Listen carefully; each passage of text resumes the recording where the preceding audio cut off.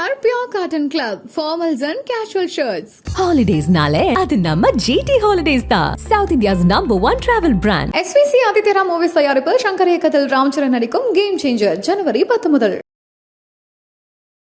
இதே அண்ணா யூனிவர்சிட்டியில கூட இந்த பல்கலைக்கழகத்துல நிறைய பெண்களுக்கு இது மாதிரி நடந்திருக்குமோன்னு ஒரு அச்சம் வருது. ஏன்னா இந்த பொண்ணுக்கு 23ஆம் தேதினா 21ஆம் தேதி அவளுடைய தோழி ஒருவருக்கே இதே போல நிச்சயமா அந்த ஞானசேகரன் இது முதல் தடவையா இருக்கார். இதற்கு முன்பு அவர் சர்வ சாதாரணமாக மிக மிக ரகசியமாக பாதுகாக்கப்பட வேண்டிய ஒரு ஆவணம் பொது வெளியில 14 பேர் தரவு எடுக்கக்கூடிய அளவுக்கு, அதை நகல் எடுக்கக்கூடிய அளவுக்கு வெளியில பரவி இருக்கு. யார் அந்த சார்? அந்த பொண்ணு கிட்ட அந்த மாதிரி மோசமான நடவடிக்கைகள் இருக்கிறப்ப யாருக்கிட்டையோ போன்ல பேசியிருக்கா. அப்போ வந்து எங்கூட மட்டுமல்ல, இன்னொரு எங்க சார் கூடயும் நீ இருக்க வேண்டியது வரும்னு சொல்லியிருக்கா. அப்ப அந்த சாரை காப்பாத்துறதுக்கு தான் இவ்வளவு நடந்திருக்கு. கை காலெல்லாம் உடைச்சிட்டாங்க, மாவு கட்டு போட்டிருக்குது. இங்க இருந்து இது வரைக்கும் பாத்தீங்கன்னா சட்டையை கூட கழட்டல, சட்டை மேல சுருட்டி விட்டுருது. ஒரு சைட்ல கூட கழட்டாம எடுக்காம இப்படி போடுவாங்களா? உங்க ஆட்சியில நடக்கலையான்னு பொள்ளாச்சி சம்பவத்தை பதிவு பண்றாங்க. பொள்ளாச்சி சம்பவம் எல்லாம் இவ்வளோ இது இப்படி இல்லை. அந்த சம்பவத்தினுடைய தன்மை வேற, இந்த சம்பவத்தினுடைய தன்மை வேற. அன்பு வணக்கங்கள். இன்று நம்முடன் அஇஅதிமுகவின் செய்தி தொடர்பாளர் நிர்மலா பெரியசாமி அவர்கள் நம்மோடு இணைந்துள்ளார். வணக்கம். வணக்கம். அம்மா, இப்போ அண்ணா பல்கலைக்கழகத்துல உலக புகழ்பெற்ற பல்கலைக்கழக கேம்பஸ்குள்ளேயே ஒரு பெண்ணுக்கு வந்து பாலியல் துன்புறுத்தல் அப்படிங்கிறது நாடு முழுக்க பேரதிர்ச்சி ஏற்படுத்தியிருக்கு. திமுக காரங்க தான் பெரும்பாலும், திமுக நிர்வாகிகள், திமுகவில் பதவியில் இருக்கக்கூடியவங்க தான் அந்த தவறுகளை செய்கிறாங்க. ஒரு பாலியல் வன்கொடுமையாக இருக்கட்டும், அதற்கு பிறகான ஒரு கொலையாக இருக்கட்டும், இல்லை பெண்களை இப்போ ராமேஸ்வரத்தில் பண்ணாங்களே, ஒரு 200 பெண்களுக்கு மேலே அவர்கள் உடைமாற்றும் முறையில் கேமரா வச்சுருந்து அதை ரெக்கார்ட் பதிவு பண்ணியிருக்காங்க. இப்போ மாயவரத்தில் பாருங்க, ஒரு பெண்ணை கற்பழித்து கொலை பண்ணியிருக்காங்க. இப்படி தொடர்ந்து நடந்துகிட்டே இருக்குது. இது ஒரே நாளில் இந்த 3 சம்பவங்கள். இதே அண்ணா யூனிவர்சிட்டியில் கூட இந்த பல்கலைக்கழகத்தில் இவர் இன்னும் நிறைய பெண்களுக்கு இது மாதிரி நடந்திருக்குமோன்னு ஒரு அச்சம் வருது. ஏன்னா இந்த பொண்ணுக்கு 23ஆம் தேதினா 21ஆம் தேதி அவளுடைய தோழி ஒருவருக்கே இதே போல ஒரு மோசமான சம்பவம் நடைபெற்றதாக கேள்விப்படுகிறோம், சொல்றாங்க, பத்திரிகைகளில் படிக்கிறோம். பார்த்தா அந்த பெண்ணெல்லாம் இதற்கு முன்பு இந்த குற்றவாளி ஞானசேகரன் சரித்திர பதிவேடு குற்றவாளி. 15 வழக்குகளுக்கு மேலே அவர் மேலே இருக்கு கேஸ், குற்றம், அதாவது நிரூபிக்கப்பட்டே இருக்கு.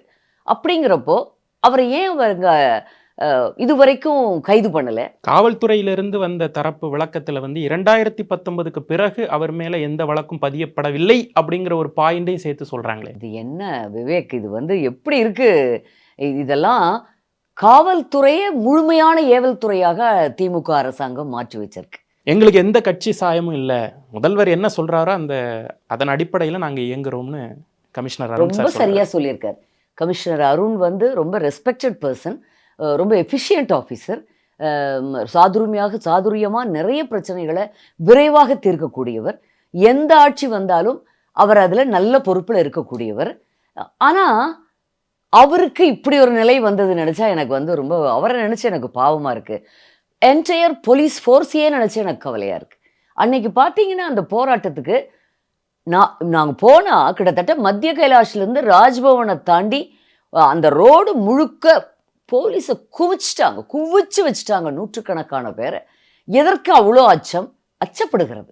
எதிர்கட்சிகள்லாம் பேசினா, இவங்களுடைய தவறுகளை எடுத்து சொன்னா அதை எங்கே வெளியே வந்துருமோ, மக்களுக்கு தெரிஞ்சிருமோ, அடுத்த ஆட்சி நடக்கணும்னு பிடிச்சிடணும், 200 தொகுதிகளை பிடிச்சிருவோம்னு மட்டும் ஆசைப்பட தெரியுது, கனவு காண தெரியுது.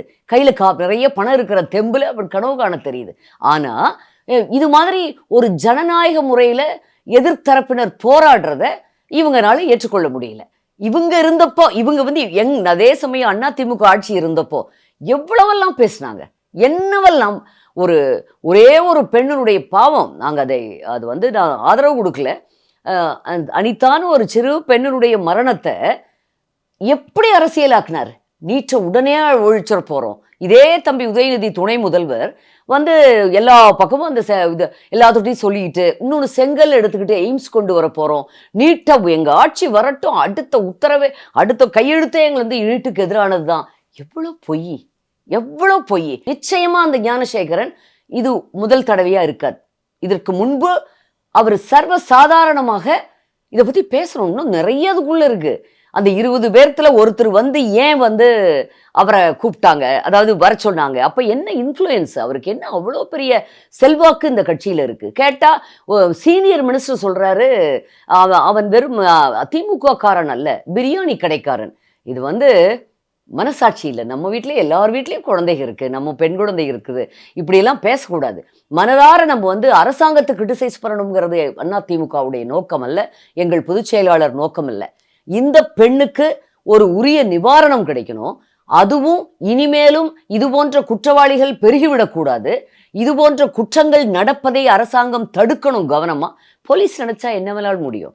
பாவம் கமிஷனர் நம்ம என்ன சொல்றது, போலீஸை என்ன சொல்றதுன்னு தெரியல.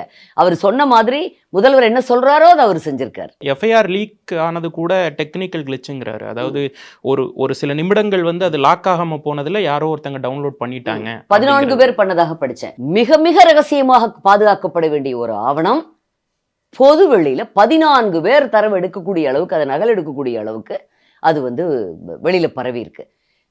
நீங்க சொன்ன மாதிரி அந்த குழந்தைய, அந்த பெண்ணைய, அவளை இனிமேல் இப்படிலாம் வந்துடும், ஐயோ யாரு இப்படிலாம் பயமுறுத்தித்தானே யாரு கல்யாணம் பண்ணிக்குவா? முதல் கேள்வி, ஐயோ இதெல்லாம் முதல்ல இந்த பாலியல் வன்புணர்வுலேயே வன்முறையில பெண்கள் தான் அதிகம் முழுக்கவே பாதிக்கப்படுவாங்க. ஏன்னா அதுல மெயினா முக்கியமா வரக்கூடியது திருமணம். யார் கல்யாணம் பண்ணிக்குவா? வெளியில அவமானம், பெண்ணை பெற்றோர்களுக்கு தான் அவமானம். இந்த ரெண்டுக்கும் பயந்துக்கிட்டு அந்த குடும்பம் வாழவே முடியாது. அந்த அளவுக்கு இப்ப பரவாயில்ல, கொஞ்சம் கொஞ்சமா கால மாற்றம் நம்மளுடைய இது. அதற்கு முன்பெல்லாம் பார்த்தீங்கன்னா ரொம்ப மோசமா இருக்கும். அப்போல்லாம் ஒரு பொண்ணு ஒரு பையன்கிட்ட பேசுறதே பெரிய விஷயமா இருக்கும். எங்க காலத்துல எல்லாம் காதல்ங்கிறது ஒரு சொல்ல, அது ஒரு தவறான வார்த்தையாக, ஒரு குடும்பத்துக்கு அவமானகரமான செயலாக அதெல்லாம் இருந்தது. கால மாற்றத்துல கொஞ்சம் கொஞ்சமா மாறுறோம். ஆனா இப்போ அந்த மாற்றத்தின் ஒரு விதமாகத்தான் நான் பார்க்குறேன். இந்த பொண்ணுடைய குடும்பம், அவங்க அம்மா அப்பாவுக்கும் பாராட்டுக்கள், அந்த குழந்தைக்கும் பாராட்டுக்கள். அவங்களுக்கு உரிய அந்த உண்மையிலேயே அவங்களுக்கு அந்த தெம்ப இறைவன் கொடுக்கணும். திருமணமான ஒரு பெண் கணவனாகவே இருந்தாலும், சட்டப்படி தர்மப்படியான கணவனாகவே இருந்தாலும், அவளுக்கு விருப்பம் இல்லாம அவ கூட உறவு இருக்கக்கூடாதுங்கிறது நம்மளுடைய சட்டங்களும் சொல்லுது. அது நியாயப்படியும் அதுதான். அப்படி இருக்கிறப்போ ஒரு திருமணம் ஆகாத ஒரு குழந்தைய, படிக்கிற பொண்ணை அண்ணா யூனிவர்சிட்டியில் ஒரு டாப் ரேங்கர் தானே வர முடியும், நல்லா படிக்கிறவங்க தானே அந்த யூனிவர்சிட்டிகளில் நுழைய முடியும். அப்படி பெண்ணை நீங்கள் இப்படி ஒரு வன்புணர்வு, அதுவும் 2 பேருன்னு சொல்கிறாங்க. அந்த எஃப்ஐஆரில் பார்த்தா அதை இது வரைக்கும் கவர்மெண்ட் சொல்லவே இல்லை. போலீஸை இது வரைக்கும் முதல்வர் உத்தரவுப்படி கமிஷனர் இது வரைக்கும் வெளியிடவே இல்லை. இல்லை ஒருத்தர் தான், யாரோ ஒரு சார். இதுதான் முதல்ல எங்க பொதுச் செயலாளர் கேட்கறது, அதிமுக கேட்கறது, எங்களுக்கு முதல்ல யார் அந்த சார்? அந்த பொண்ணு கிட்ட அந்த மாதிரி மோசமான நடவடிக்கையில் இருக்கிறப்ப யாருக்கிட்டையோ ஃபோன்ல பேசியிருக்கா. அப்போ வந்து எங்கூட மட்டுமல்ல, இன்னொரு எங்க சார் கூடயும் இருக்க வேண்டியது வரும்னு சொல்லியிருக்கான். அதை கிளியரா அவங்க வந்து எஃப்ஐஆர்ல கொடுத்துருக்காங்கன்னு சொல்றாங்க. அப்படி இருக்கிறப்போ இவர் வந்து இவங்க என்னங்கிறாங்கன்னா, இல்லவே இல்லை, அது வந்து ஃப்ளைட் மோட்ல இருந்தது அவருடைய ஃபோனு அந்த டைமில், அப்படி பேசியிருக்க வாய்ப்பே இல்லை, இவர் வந்து சும்மா அப்படி பந்தா காமிச்சிருக்கிறாரு அப்படின்னு சொல்கிறாங்க. இது ரொம்ப, இதெல்லாம் கேலி கூத்தாக எனக்கு ரொம்ப அவமானகரமாக இருக்குது. நீங்கள் சொன்ன மாதிரி இன்னைக்கு இருக்கக்கூடிய $1 மில்லியன் கொஸ்டின், யார் அந்த சார் அப்படிங்கிறது. அந்த சாரை சுற்றி தான் இது இவ்வளவும் நடக்குதா அப்படிங்கிறது ஒரு பக்கம். இல்லை காவல்துறை சொல்கிற மாதிரி அது ஒரு இமேஜினரியா அப்படிங்கிற ஒரு கேள்வியும் இருக்குது. ஏன்னா நம்ம ஒரு ஊடகத்தில் இருக்கும்போது 2 பக்கமும் ஆராய வேண்டிய ஒரு கட்டாயம் இருக்குது. ஆனாலும் அந்த சார் அப்படிங்கிறது நெருப்பு இல்லாமல் புகையாதுங்கிற ஒரு பழமொழிக்கு ஏற்றவாறு அந்த சாருங்கிறது ஒரு உறுத்தலாகவே இருக்கேன் மேம். யார் அந்த சார்?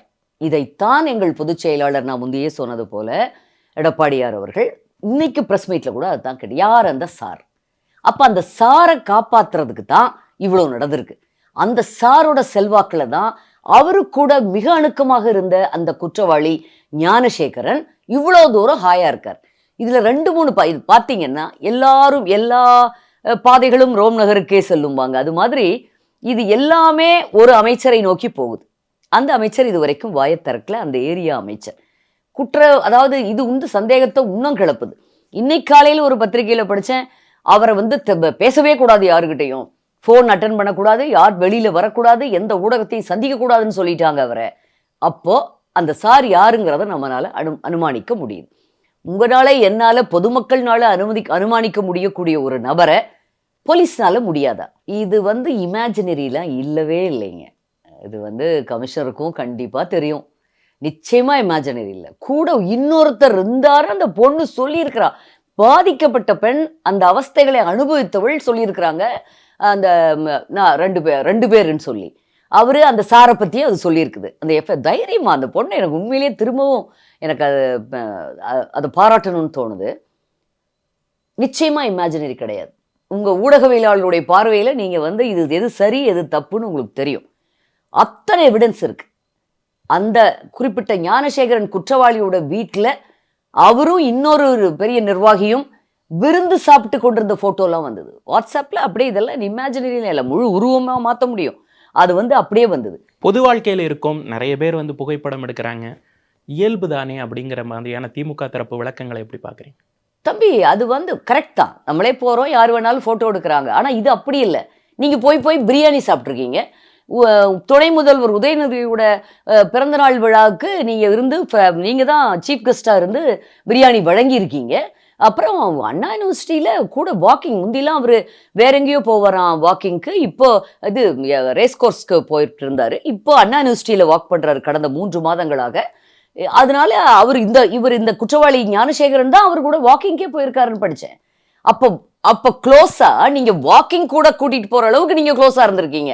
அதை கடந்து போகிறதாகவோ ஏதோ நிறைய பேர் பொது வாழ்க்கையில் அது உண்மைதான். யார் வேணாலும் வராங்க, ஃபோட்டோ எடுக்கிறாங்க. அது அதை நம்ம தவறுன்னு சொல்ல முடியாது, தடுத்து நிறுத்தவும் முடியாது. அரசியலில் இருக்கிறவங்க எல்லாரையும் அட்ஜஸ்ட் அப்படி இது பண்ணித்தான் போகணும்.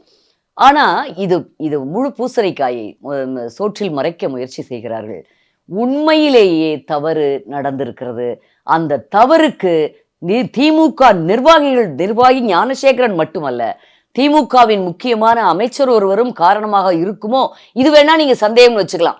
இன்னும் கொஞ்சம் போலீஸ்க்கு நேரம் தெரிஞ்சிருக்கும். அதைத்தான் நம்ம சொல்றோம், நிச்சயம் தெரிஞ்சிருக்கும். இது அவங்க என்ன சொல்லியும் மாற்றவோ மறைக்கவோ முடியாது, மறைக்கவும் கூடாது.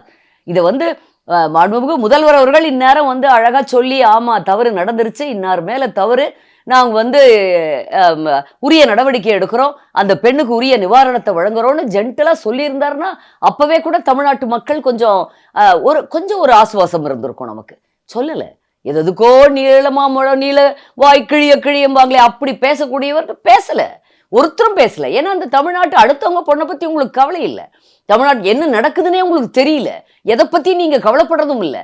அதிகார வர்க்கம் சம்மந்தப்பட்டு இவ்வளவு நேரம் நம்ம பேசணும். ஆனால் சமூக ஊடகங்களில் சில மக்கள் இந்த அண்ணா யூனிவர்சிட்டி சார்ந்து தெரிவித்த சில கருத்துக்கள் அப்படிங்கிறது விக்டிம் பிளேமிங்னு சொல்லுவாங்க. அந்த பெண் மீதே குற்றத்தை மாற்றுறது. அந்த பொண்ணு ஏன் அவ்வளோ நேரம் அங்கே இருக்கணும், அந்த பொண்ணை விசாரிங்க, இந்த மாதிரியான விஷயங்கள். இது பேசப்பட வேண்டிய ஒரு விஷயமா நம்ம பார்க்குறோம். ஏன்னா ஒரு பாலியல் துன்புறுத்தல் நடக்கும்போது பெண் மீதே குற்றத்தை சுமத்துறது, அது மாதிரியான போக்கை இது ஒரு அறதப்பழசான ஒரு கான்செப்ட். பெண் அப்படின்னா நீ ஏன் பாய் ஃப்ரெண்ட் இருக்கா உனக்கு, அது எப்படி நீ அந்த பொண்ணுக்கு காதல் இருந்திருக்கலாம், நண்பனாக இருந்திருக்கலாம், இல்லை கொஞ்சம் அத்துமீறி கூட அவங்க பழகி இருக்கலாம். அது அவள் சம்மந்தப்பட்ட விஷயம், அந்த குடும்பம் சம்மந்தப்பட்ட விஷயம். இது இதில் நம்ம கேள்வி கேட்கறதுக்கு என்ன இருக்கு? இதில் ஒன்றுமே இல்லை. இது மகா ஒரு கைமைத்தனமான அயோக்கியத்தனமான ஒரு பதில். அப்போனா இன்னும் நீங்கள் அந்த விக்டிம் ஷேமிங்கில் தான் இந்த எஃப்ஐஆர் ரிலீஸ் பண்ணி அந்த பொண்ணுடைய டீட்டெயில்ஸை கூட போலீஸு டெக்னிக்கல் ஃபால்ட்டில் வந்ததுங்கிறதெல்லாம் இல்லை. இவங்க வேணும்னே அடுத்தவங்களை பயமுறுத்துறதுக்காக பண்ணியிருக்கிறதுக்கு நிறைய வாய்ப்புகள் இருக்குது. இன்னொரு பொண்ணு இன்னும் மறுபடியும் யாரும் வந்துடக்கூடாதுன்னு சொல்லி பண்ணியிருக்கிறதுக்கு வாய்ப்பு இருக்கு. முரண்பட்ட தகவல்கள் அமைச்சருக்கும் கமிஷனருக்குமே நிறைய முரண்பட்ட தகவல்கள் ஆரம்ப கட்டத்தில் அவங்க 2 பேரும் சொன்னதுமே வேறையா இருந்து. டைமே பாருங்க, ஒருத்தர் 3 மணி நேரத்தில் பிடிச்சிட்டோங்கிறாங்க, ஒருத்தர் 5 மணி நேரத்தில் கைது பண்ணிட்டோங்கிறாங்க. உயர்வழித்துறை ஒரு சட்டத்துறை அமைச்சர் ஒன்று, கமிஷனர் ஒன்று, இன்னொருத்தர் 12 மணி நேரத்தில் கைது பண்ணிட்டோங்கிறாங்க. இதில் இன்னொன்று பார்த்தீங்கன்னா, அந்த குற்றவாளியை ஞானசேகரனுக்கு கையை காலை உடைச்சிட்டாங்க, எங்களுக்கு நாங்கெல்லாம் எல்லாரும் அரெஸ்ட் பண்ணி எங்களை உள்ள வச்சிருந்தாங்களே கல்யாண மண்டபத்துல. அப்போ இதுல வருது, கை காலெல்லாம் உடைச்சிட்டாங்க. பரவாயில்ல, மாவு கட்டு போட்டிருக்குது. இங்க இருந்து இது வரைக்கும் பாத்தீங்கன்னா சட்டையை கூட கழட்டல, சட்டை மேல சுருட்டி விட்டுருக்குது. யாராவது மாவு கட்டு அப்படி போடுவாங்களா சார்? ஒரு சைட்ல கூட கழட்டாம எடுக்காம இப்படி போடுவாங்களா இது வரைக்கும்? அதாவது பரவாயில்லைன்னு பார்த்தா கொஞ்ச நேரம் கழிச்சு சாயந்தரம் வர்ற இதுல பாத்தீங்கன்னா சும்மா சின்ன கட்டு இங்கேயும் இருக்குது. இது இன்னைக்கெல்லாம் சோசியல் மீடியா, இதெல்லாம் உங்க அப்பா காலம் இல்லை முதல்வரே, இது அந்த காலத்துல நான் 50, 60, 70 அல்ல அப்படின்னு நம்ம சொல்லணும் அவருக்கு யாராவது எடுத்து. இப்பெல்லாம் அடுத்த செகண்ட் வெளியே வந்துடுது. அப்புறம் அந்த குற்றவாளி ஒரு சொகுசான கார்ல, நீங்க பார்த்துருப்பீங்க, இப்ப ஏற்பட்ட பயங்கரமான குற்றவாளி, மாநிலமே கொதிச்சு போய் கிடக்குது, டெல்லி வரைக்கும் போராட்டம் நடக்குது. அந்த ஆளை பார்த்தீங்கன்னா ஒரு நல்ல குஷன் சீட், அப்படி ஒரு இதுல உட்காந்துருக்கார், சாஞ்சு படுத்து உட்காந்துட்டு இருக்காரு. கொஞ்சம் கூட கவலை இல்லாம, ஒரு பயம் இல்லாம அப்படியே உட்காந்துருக்காரு. அதிமுகவினர் இது சார்ந்து கண்டனங்கள் தெரிவிக்கும் போதும் உங்க ஆட்சியில நடக்கலையான்னு பொள்ளாச்சி சம்பவத்தை பதிவு பண்றாங்களே. தெரியும், அதாவது நீ அயோக்கியன்னு சொன்னா கூட நீ யோகியமான்னு கேட்கறது, இது ஒரு டெக்னிக். நீங்க அயோக்கியத்தனம் பண்ணியிருக்கீங்க. பொள்ளாச்சி சம்பவம் எல்லாம் இவ்வளோ இது இப்படி இல்லை. அந்த சம்பவத்தினுடைய தன்மை வேற, இந்த சம்பவத்தினுடைய தன்மை வேற. தொடர்ந்து நடக்கக்கூடிய விஷயங்கள் உடனே அப்படி கேட்பாங்க. உடனே இது என்ன கூப்பாடு போட்டாங்க, என்னன்னா இன்னும் பாருங்க எல்லாரும் தான் பேசுறாங்க. தாவேகாவுடைய நிலைப்பாடு அது எப்படி மேம் எடுத்து? ஒரு நாள் 2 நாள்ங்கிறதே அரசியல்ல ரொம்ப டூ லேட் இல்லையா? லேட்டா ஆரம்பிச்சு, அதுவும் அதன் தலைவர் பொது களத்துக்கு வராம ஒரு அறிக்கையை விட்டுட்டு அப்படியே போய் கவர்னர்கிட்ட அப்பாயின்மெண்ட் வாங்கி அவர்கிட்ட மட்டும் பார்த்து பேசிட்டு வர்றது, இது ஒரு வேற விதமான ஒரு அரசியல். நம்ம அதை தவறா சொல்லலை, ஆனா அது முழுமையா சரியும் இல்லை. அப்படிதான் என்னுடைய பர்சனல் ஒப்பீனியன். இன்னும் மக்களோட கனெக்ட், ஆமா, இன்னும் மக்களோட டெஃபினட்டா கனெக்ட் ஆகணும். இவ்வளவு பெரிய அதிமுகவையே போராட்டம் நடத்த விடாம 2 கோடி பேர் இருக்கோம் நாங்க, more than 2 crores. அவ்வளோ இருக்கிறவங்களையே இது வரைக்கும் அதிகமா ஆண்ட கட்சி 32 ஆண்டுகள் நாங்க தான். தொடர்ந்து 3 முறை எங்க தலைவர் வென்றிருக்கிறாரு. அம்மா இருந்தப்ப 2 முறை வென்றோம். ஒரு பீரியட் இந்த 3 வருஷமா தான் எங்களுக்கு ஆட்சி இல்லை. அதுக்குள்ள எல்லாரும் அப்படியே குதிக்கிறாங்க, அப்படியே என்னமோ தாங்களே இவங்க எதிர்கட்சியாக கூட முடியாம நிலைமை இருந்தது. இதே 2011 ஐ திங்க் டிஎம்கேக்கு எதிர்கட்சி கூட இல்லை, அந்த ஸ்டேட்டஸ் கூட மக்கள் கொடுக்கல. திரும்பவும் அதே நிலைதான் வரும் திமுகவுக்கு. அண்ணா பல்கலைக்கழக மாணவிக்கு நேர்ந்த துயரத்தின் நீதிக்கான பயணத்துல எங்களோட இணைஞ்சு உங்களுடைய கருத்துக்களை தெரிவிச்சதுக்கு ரொம்ப நன்றி. இனிமேலும் இது போல நடக்கக்கூடாத சம்பவங்கள், பெண்களுக்கு எதிரான குற்றங்கள் எல்லாம் வெறும் மற்ற ஒரு பணம் திருடிட்டாங்க, இது ஒரு ஆக்சிடென்ட் ஆச்சுங்கிறது மாதிரி கூட கிடையாது. இது அதுக்கும் மேல மன வலியை தரக்கூடியது. இது அந்த வலி ஒரு பெரிய காயமாக அவள் வாழ்க்கை முழுக்க இருக்கும். இந்த பழி காரணமே இல்லாமல் அந்த பெண்ணுக்கு அவள் வாழ்க்கை முழுக்க இது தொடரும். இது ரொம்ப மோசமான விஷயம். அதனாலதான் பாலியல் குற்றங்களை அதை நம்ம ரொம்ப கவனமா, ரொம்ப உணர்ச்சி வசப்பட்டு நம்ம பேச வேண்டியது இருக்கிறது. அதனாலதான் இனிமேலாவது அரசாங்கம் ஒரு கவனமா ஏதாவது ஒரு நடவடிக்கை எடுத்து தடுக்கணும் இந்த மாதிரி குற்றங்களை. MCR Pure Cotton Club, formals and casual shirts. Holidays-nale அது நம்ம GT Holidays தான். South India's #1 travel brand. SVC ஆதித்யரா movies தயாரிப்பில் சங்கர் இயக்கத்தில் ராம்சரண் நடிக்கும் கேம் சேஞ்சர் ஜனவரி 10 முதல்.